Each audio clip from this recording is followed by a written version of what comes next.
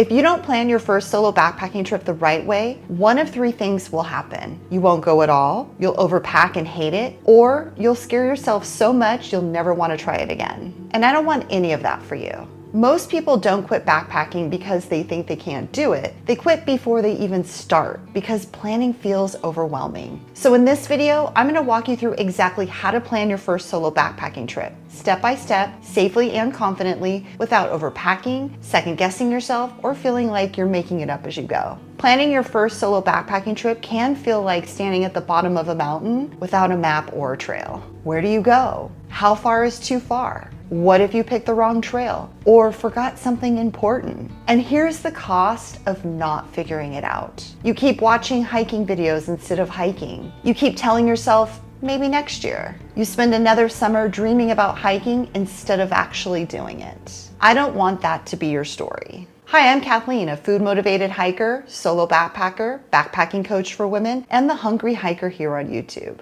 I've solo through hiked the Pacific Crest Trail, completed multiple long-distance section hikes, and helped women plan and complete their own backpacking trips through my program, the Confident Solo Female Backpacker System. Here's what I've learned. Confidence doesn't come from being fearless. It comes from following a system. I remember my first time planning a solo trip. I froze. I was completely overwhelmed. Every decision felt like it could ruin my entire adventure. After planning countless trips over the years, I finally figured out a system that removes fear and makes planning simple. By the end of this video, you'll have a beginner-friendly roadmap to start planning your first solo backpacking trip so you can hit the trail this summer feeling confident. Before we dive in, if planning feels overwhelming, if you don't want to figure this out alone, if you want step-by-step modules, gear guidance, confidence coaching, planning templates, and a community of women located all across the country doing this with you, that's exactly why I created the Confident Solo Female Backpacker System. Inside this program, you get life coaching, accountability partners, feedback on your gear and trip itineraries, real women planning real trips together, opportunities to join me for group trips throughout the year, and lifetime access to everything. You don't just learn, you actually go. Watching YouTube videos is inspiring, but being inside a structured system with built-in support is transformational. It's the difference between talking about backpacking and actually being out there on trail. I'll include a link in the description if you're ready for that level of support.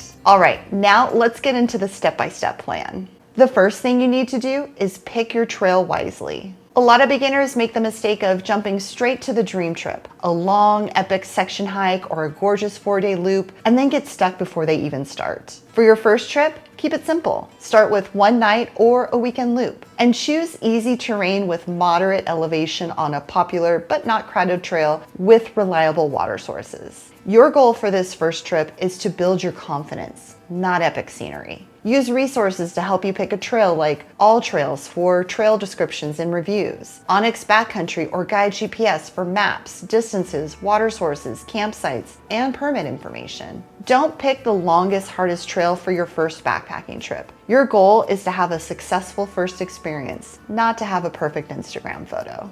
Most beginners plan from the trailhead going forward, but instead try planning backwards from your campsite. Ask yourself, where will I sleep? How far is camp from the trailhead? Where are the water sources? What time will I get into camp? You don't need to overthink it. Just know roughly where you'll sleep, how far you'll hike, and where you'll filter water. This helps create predictability instead of chaos. When I started, I'd wing it, but then exhaustion, stress, and mental spiraling would happen. Having structure helps create calm and confidence. Once you know where you're going and how far you'll hike, it's time to talk about gear. Start with essentials like a lightweight backpack, a shelter like a tent, tarp, or a hammock, a sleep system including a sleeping pad and either a quilt or a sleeping bag, and safety items like a first aid kit, headlamp, navigation, a water filter, clothing layers, and maybe even a satellite messenger. Here's the truth. Overpacking is fear disguised as preparedness. When I first started, I thought I needed to bring everything. My pack was so heavy, I had to keep stopping every few minutes just to catch my breath.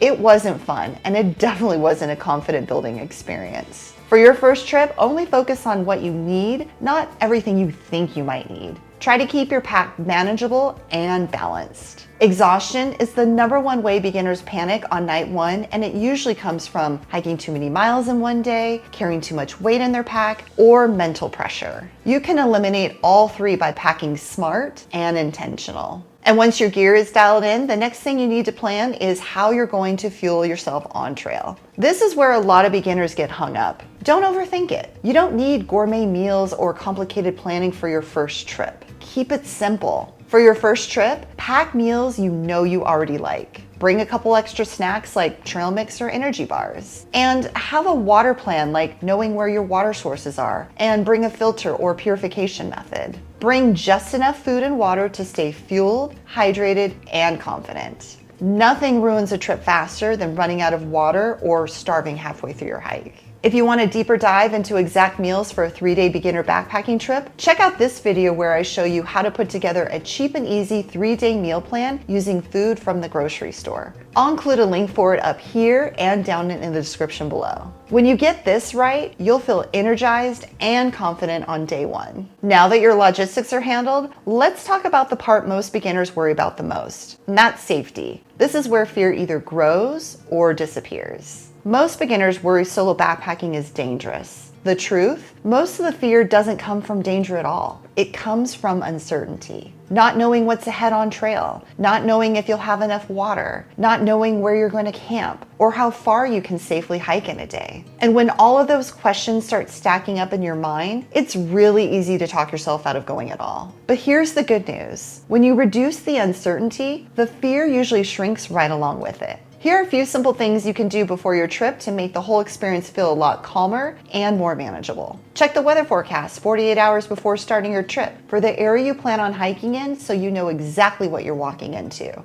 Always tell someone your plan. Choose someone at home whom you trust and share your itinerary, the trailhead you'll be starting from, and your expected return day and time before heading out for your trip. Know your bailout points. These are spots where you can safely exit from the trail if you need to. And if you're using a navigation app, always download offline maps of the area you plan on hiking in before heading to the trailhead. Don't rely on having cell or Wi-Fi service. More than likely, you won't have any while you're out there. Confidence means being prepared, not being fearless. When I first started solo hiking, I was nervous every time I stepped out on the trail. But having these basics in place helped me turn those fears into confidence. I knew I could handle whatever came my way because I had a safety plan in place. Think of safety and mindset like having a safety net under your adventure. It doesn't make the trail risk-free, but it does make you feel capable, helps you stay calm, and keeps you in control. Once you implement these basics, fear stops being your enemy and it becomes a signal to check your plan, not to quit.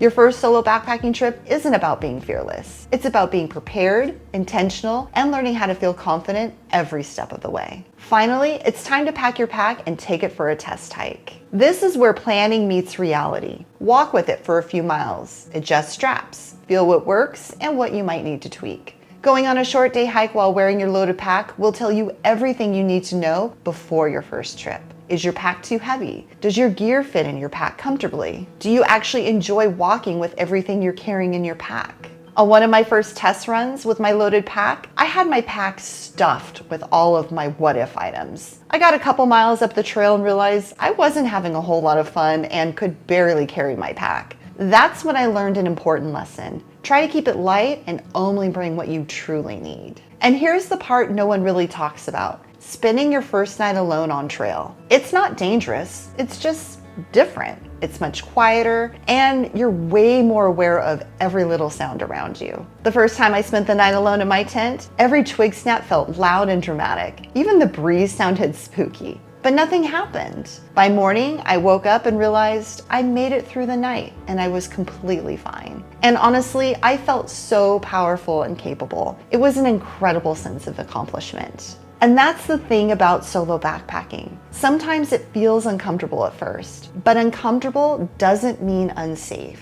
Most of the confidence you build out there comes from moments exactly like this, when you realize you can handle it. You got this. If you follow these steps, your first solo backpacking trip is going to feel a lot more structured instead of chaotic, calm instead of overwhelming, and honestly, empowering instead of terrifying. Now, if you're serious about getting out on trail this summer and you don't want to try and figure all this out on your own, and you'd like coaching, accountability, feedback, and a community of other women doing the exact same thing, that's exactly what we do inside the Confident Solo Female Backpacker System. It's a step-by-step program that helps women go from thinking about solo backpacking to actually standing at the trailhead feeling prepared and confident. But if you're not quite ready for that yet, that's totally okay. Because planning a trip is one thing, but feeling ready to actually go do it is another. So in this next video, I'm going to walk you through how to know if you're truly ready for your first solo backpacking trip. Thanks for watching, and I'll see you in the next one. Happy trails and keep on trucking.